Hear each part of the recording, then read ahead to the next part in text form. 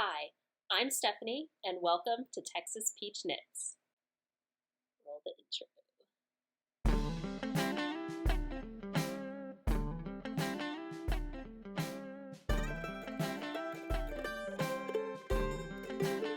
Welcome to Texas Peach Knits. I am here with a special guest today. This is my husband, David. Hello. And he was so kind to join me for my 1-year anniversary episode.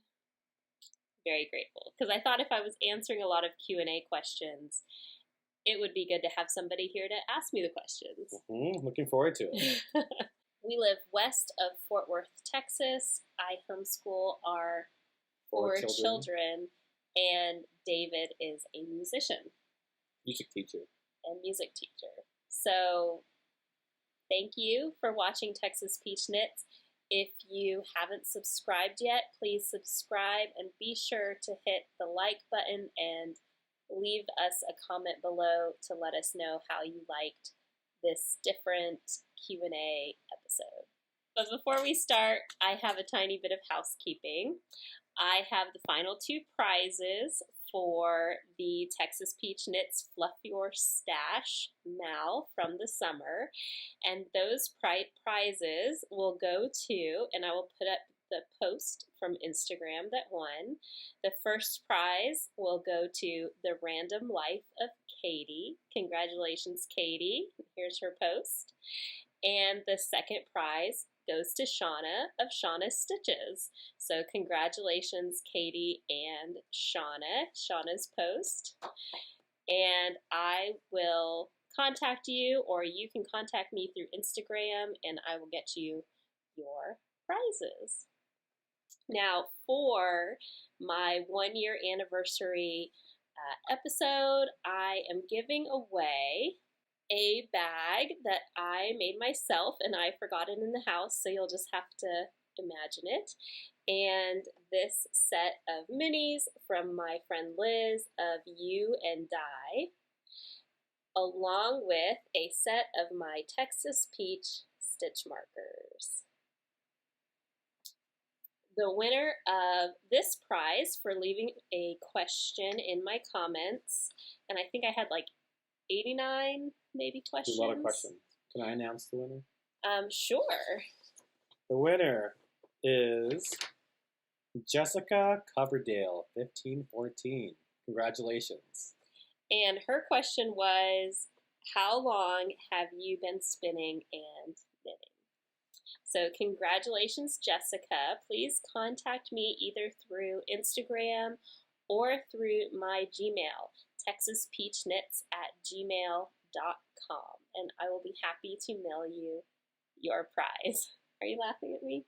No, I'm just smiling. Trying to figure out what to do with my hands. You don't have knitting. So, to answer Jessica's question, since she won, I have been spinning since 2014. It might have been 2013 because I started drop spindling first, and then in 2014 I bought my wheel. That was a gift from you, right? I think so, yeah. And knitting, I learned to knit from my college roommate in, I believe, 2002. So she got me started, and she had a Leisure Arts Learn How to Knit book, and that's how I got started. So knitting ever since. Okay. So time for questions? Let's do some questions. So David is, I divided the questions into the categories that they kind of went into. So there's like knitting related, podcasting, family, homeschooling, all that. So David's gonna help me pick some questions, and we're gonna go for it. I'm looking forward to this. Okay, what aspects of a design make you not want to knit it? Okay, so I would say that the main design turnoff to me is two-sided lace. So if you have to do a lace pattern on the front of your knitting, and then when you're on the back side, you also half to knitted lace pattern instead of having a rest row. I don't want to do that. I don't do lace either, so I understand. What is your oldest whip? Okay, my oldest whip you all have seen, so I will show it really quickly. My oldest whip is the Rocio. Is that Rocio? Rocio? Rosario? I don't know.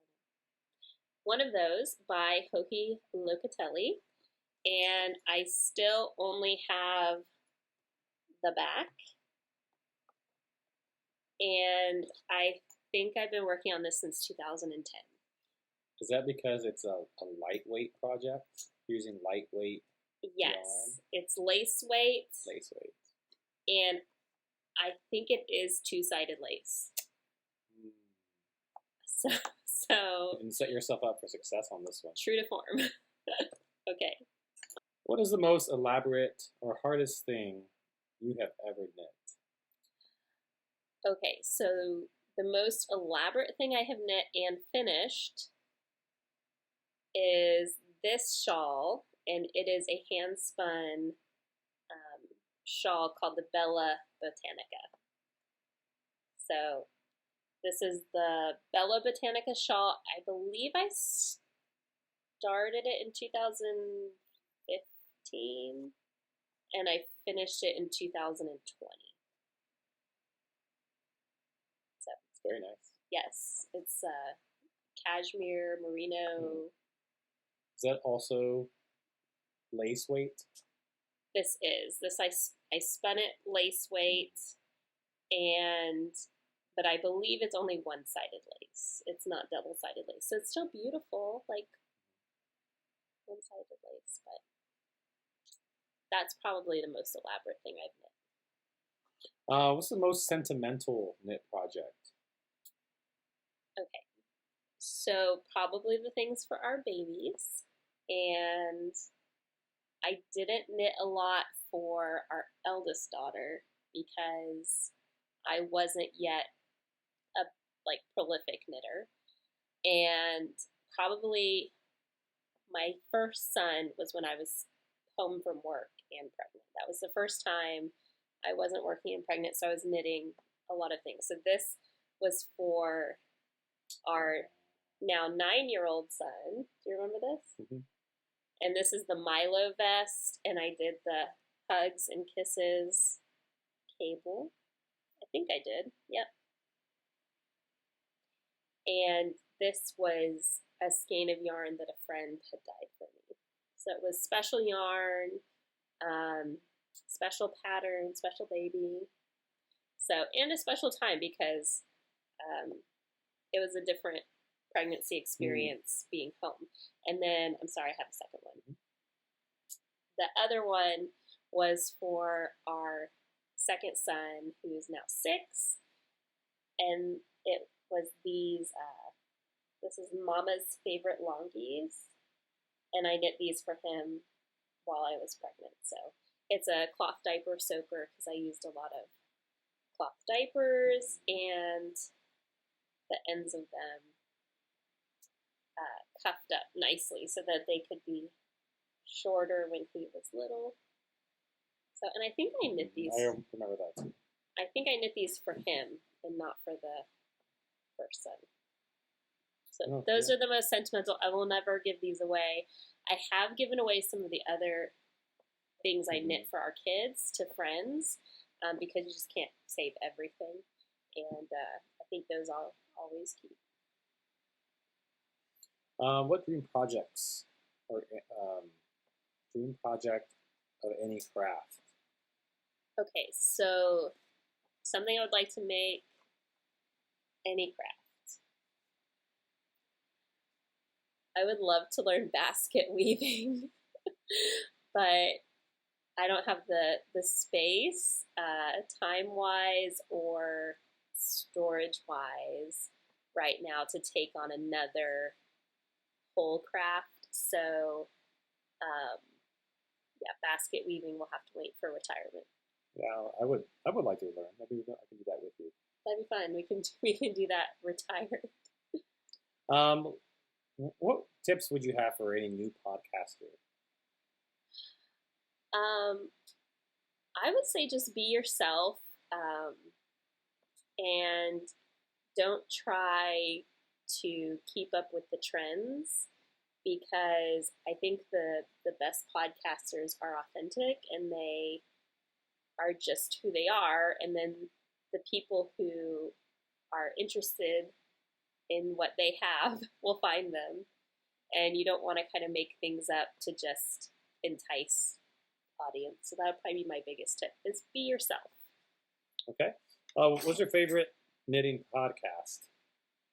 So this goes along with the first one. My favorite knitting podcasts are the ones that are just real knitters showing their real projects. So I really like Noble Character Crafts, because she is just a real person who likes to show and catalog her knitting projects.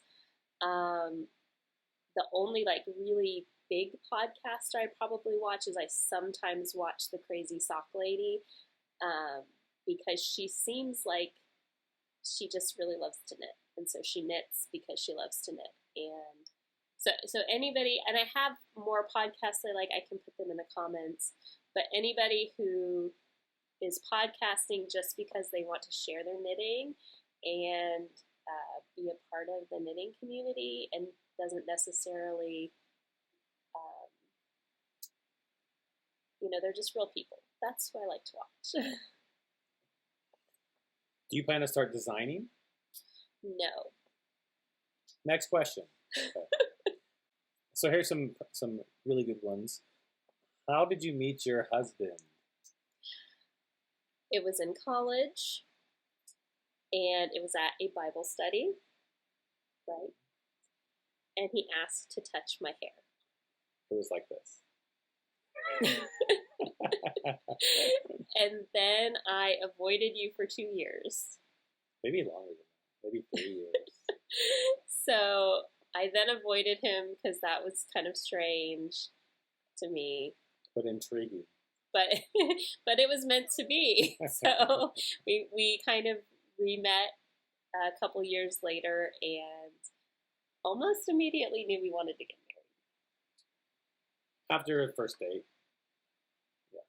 Yeah. Coffee. After coffee. How long have you been married? It will have been 18 years this December. Happy years. Do your children knit? Yes. Our 2 girls, well, our oldest daughter loves to crochet, but she will not follow patterns. She wants to make her own thing, but she crochets a lot. She's very creative. And then our second daughter likes to knit most, and she will follow patterns, but she mostly makes small things like hats and coasters. She's making a scarf. They made animals. Yeah, they've crocheted a ton of stuffed animals that they've just created. And the fairy dragons. Yes. The felted wool. A lot of they're not felted. They're crocheted, but they're like with a really fuzzy yarn, so they look like they have fur. But so they've crocheted a ton of just like toys. Do you have fiber arts family members? I would say yes and no. So I would say that I am the most involved person. The most dedicated fiber artists. The most dedicated. I'm in it deep. And my mother taught me to crochet, and she used to crochet a ton, but she's pretty much given it up in retirement. And my grandmothers both like to embroider, and my father's mother knits, but she pretty much only knit really basic things. And the funniest thing she ever told me she knit was one of my aunts had scoliosis, and so she had to wear a body cast for several years. I think she was in high school, and my grandmother had to knit her giant sweaters to wear over her body cast. So she did a good deed for my aunt. But that's the crafting in my family. But as it is now, I'm really, other than my daughters, I'm really the only. You have an uncle who's a woodworker. Yeah. Yes, my uncle does wood turning. Yeah, he's good work with that. Yeah, beautiful. What did you do for work before you were a stay-at-home mom? I worked for a CPA, and I was both the secretary and a small business bookkeeper. I went to school to be a teacher, but I really enjoyed the bookkeeping office life. So that's kind of where I ended up. And I did that until our second child was born. So what advice would you give yourself as a young mom? I think I probably would have started staying home sooner. That really helped us that I didn't, because we were able to save more money. But I do miss those years that my eldest daughter was in daycare. I also wouldn't worry so much. Like, I think young moms are really caught up in a lot of like trying to do the right things, and you can do it. I think you can do it. So just love your babies. If you had to pick knitting or spinning, what would you pick? Definitely knitting, because what would I do with all the hand spun if I couldn't knit it? That's right. That's true. So I would pick knitting. Okay, if you could live anywhere, where would you live? Hopefully with me somewhere. Yes. So I really love where we live now. I feel like we're really happy here. The one thing I would change maybe is I think I would be happy anywhere, especially with you. I wouldn't want to live anywhere super cold in the winter, and I probably wouldn't want to go somewhere that gets hotter. Not the desert. Yeah, not the desert. But when I read this question, I thought I would really love to live in a neighborhood with all of my closest friends and family, and just have like the whole street be our friends and our kids' friends, and just have us all kind of be on the same street, so that I love the idea of like big block parties and kids being able to run around to other kids' houses, and I think that's where I would live. that's not really a location. That's a situation. How do you not have a southern accent? So he says I do have a southern accent, don't you? I think so. No? No. I think so. He just heard a video of me like when I was a little kid. Well, when you were a kid, you had more of a southern accent. So, but the reason I don't have a strong southern accent is because, for one thing, my grandfather was French Canadian, and so my father grew up in the United States, in upstate New York, with a French Canadian father who had spoken French the majority of his life until he emigrated here. And then my parents were from New York, and then we moved. I was born in Georgia and lived there my whole life, but the main people I was around were my parents, who had upstate New York accents, I guess, which they don't even have strong. I wouldn't say they have strong accents now. I think we've all kind of become middle America. I don't think people in Texas usually have accents. Well, there's a lot of Texas transplants. Yes. So like when all the people come in, your accents kind of meld, but when you meet someone that's like they are a Texan and their family has been Texan. I think East Texas has an accent. West Texas, so small Central towns. Texas, where DFW and the Austin, San Antonio corridor, you're not going to find many accents. It's more a melting pot. Yes. So everyone kind of has mixed accents. Can I answer this one? Yeah. Do you live on a farm? Well, we do have some animals. We do have chickens and a few pets, dogs and cats and things. But that's it. I've been trying to talk to her about getting some goats or sheep.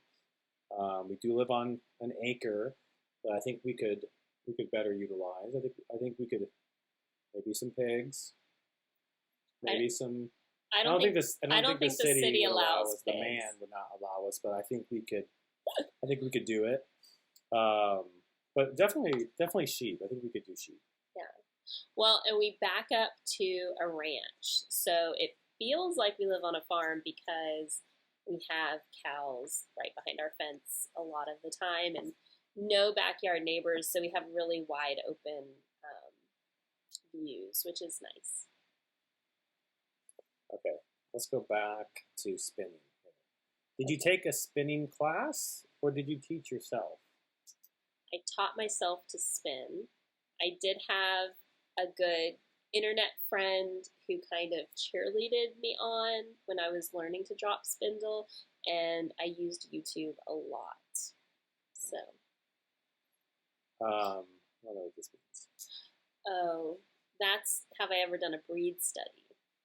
So 2 people asked if I've ever had a type of wool I wanted to spin, or if I've ever done a breed study.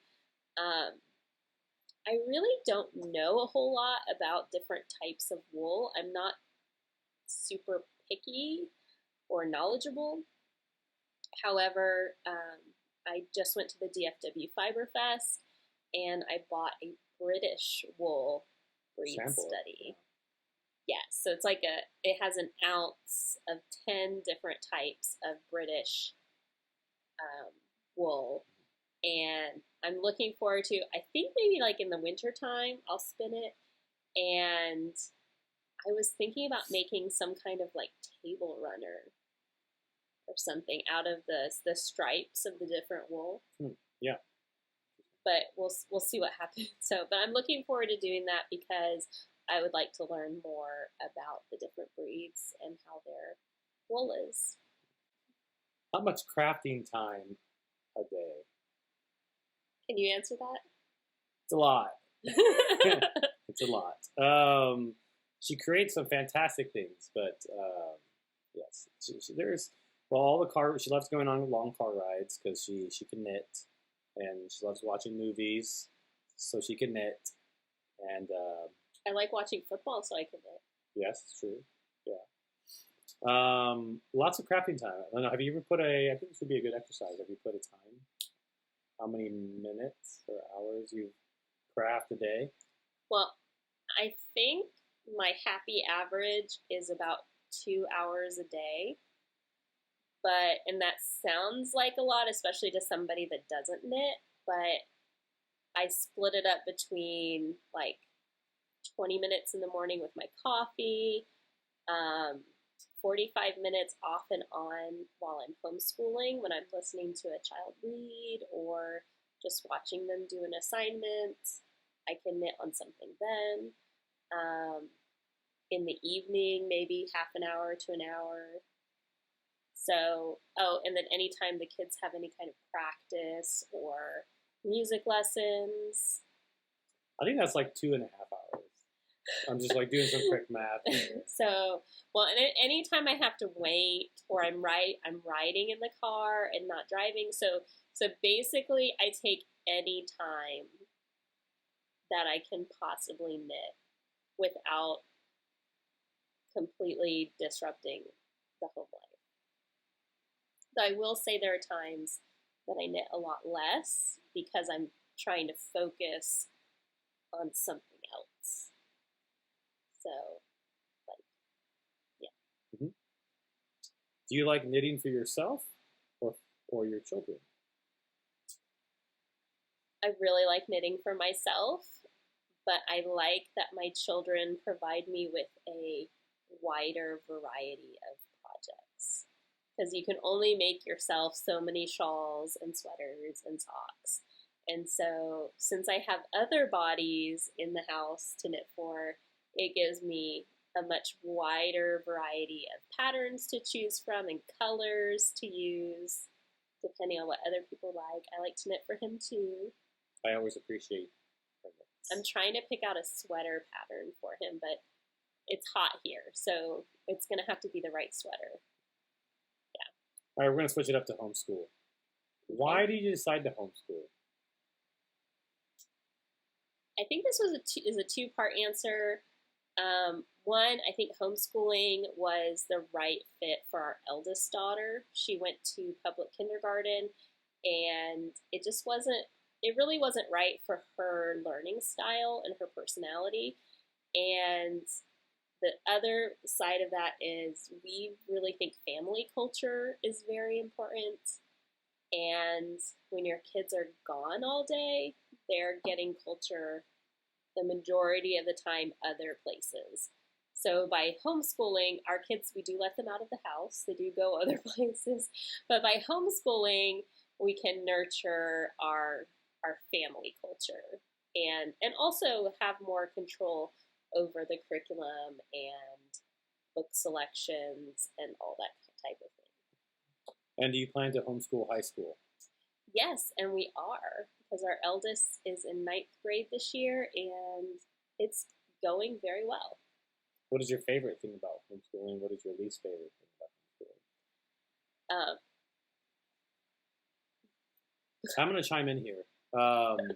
I really love homeschooling as a father aspect of it, because the mornings are just so much more peaceful, and the evenings are peaceful. So we don't have the mad rush of getting everybody out the door by 7 o'clock and everybody's just rushing. It's a very peaceful house. So when I wake up in the morning, I usually wake up before everybody else, and it's very quiet. It's very peaceful. Children are sleeping, and so it just homeschooling just makes it for a very peaceful beginning of the day.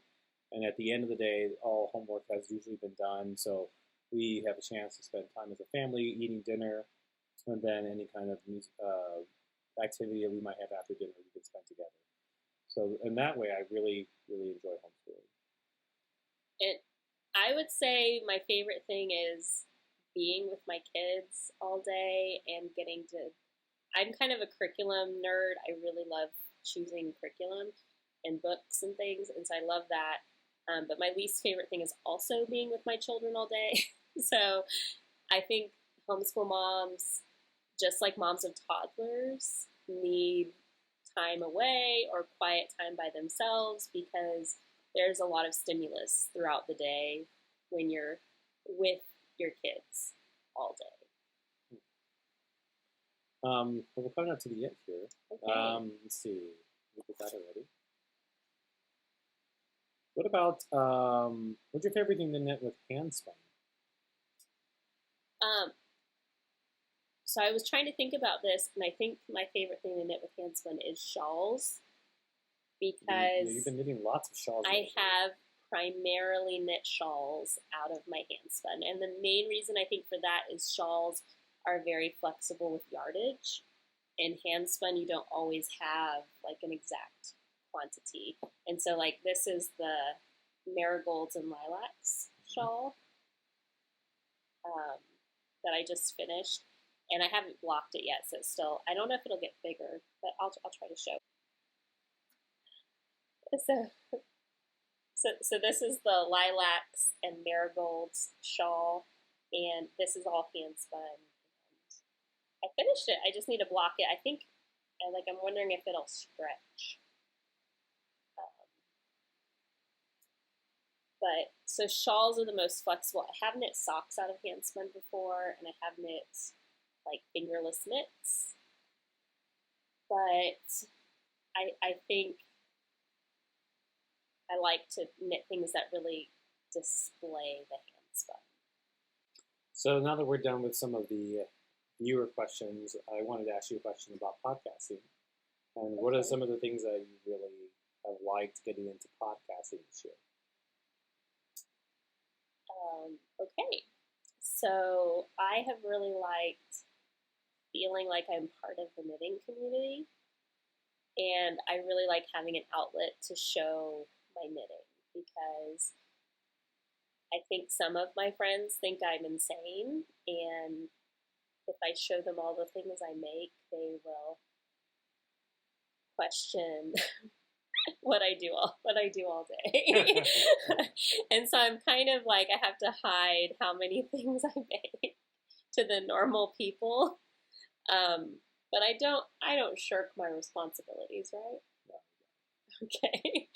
So I like having people to talk to that also love to knit and understand, because you really have to be in it to understand how you can love doing it so much. So that's probably the biggest thing about podcasting is the community.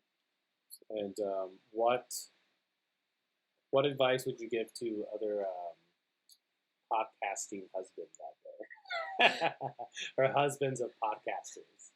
Or should I be the one giving advice? Well, what advice would you give? I would say help nurture the desire to delve deep into something that your wife's passionate about. I would say that because it is a good thing. Crafting and fiber arts and sewing, I believe, is a wonderful thing to pass down to our children, to future generations. And myself being a classical musician, and I kind of see that side of it as well, because not everybody can play a classical instrument or want to spend the time to master a craft, but mastering a craft allows you to pass on that knowledge to future generations, especially our children. So I'd say if you're a husband out there watching, nurture it, because it's a good thing. It's good for your family. Oh, thank you. And my advice to husbands would be, let your wife have the time away to talk to herself into a camera and take care of the kids while she does that. So nobody's taking care of them right now. They're taking care of them. They're good. They're fine. They're old enough now. Yeah, they're fine. So, is that all? I think that's all. So thank you so much for watching today. I really appreciate all of you that have been with me since I first started podcasting last September. I really hope that if you have not subscribed, that you subscribe and press that like button, because it does help. I don't always remember to say that. And I hope you have a great rest of your September. I'll talk to you again soon and have knitting to show. Bye. Do you want to say bye? Bye.